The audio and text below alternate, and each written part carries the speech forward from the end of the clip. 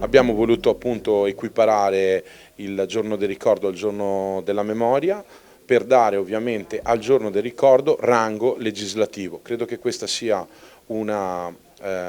legge che permetterà al giorno del ricordo di avere non solo quella dignità che gli spetta, ma soprattutto anche per dare dignità a tutte quelle persone vittima appunto delle foibe, quindi a chi è dovuto scappare e a chi ha perso la vita nelle foibe per colpa dell'esercito comunista titino. Un messaggio particolarmente rivolto alle giovani generazioni. Assolutamente, perché all'interno di questo progetto abbiamo pensato di istituire il premio Norma Cossetto, studentessa dell'Università di Padova barbaramente uccisa, e proprio per cercare di coinvolgere le scuole, i ragazzi, le ragazze ad un'iniziativa così importante per far ricordare una giovane ragazza che ha perso la vita per avere solo la colpa di essere italiana. È un lavoro che il gruppo Consigliere di Fratelli d'Italia ha voluto esprimere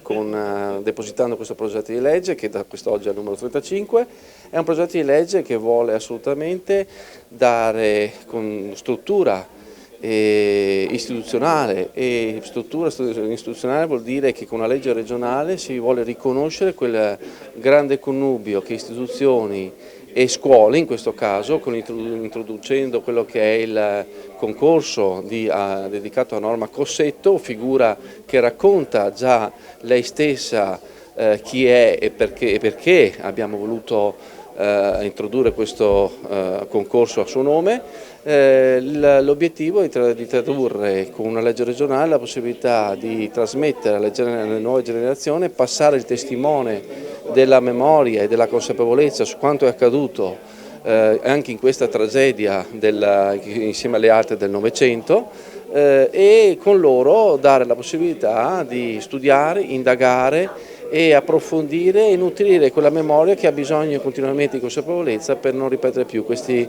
drammi, queste sofferenze che nel nostro recente passato sono accadute. Il Comitato 10 febbraio da 22 anni si occupa della memoria e della conservazione di quello che avvenne nei confini orientali nel finire la Seconda Guerra Mondiale, ma anche negli anni successivi, attraverso testimonianze dirette, attraverso pubblicazioni di libri, ma la cosa più importante secondo me attraverso il ricordo e la memoria trasferita ai più giovani, quindi anche nelle scuole.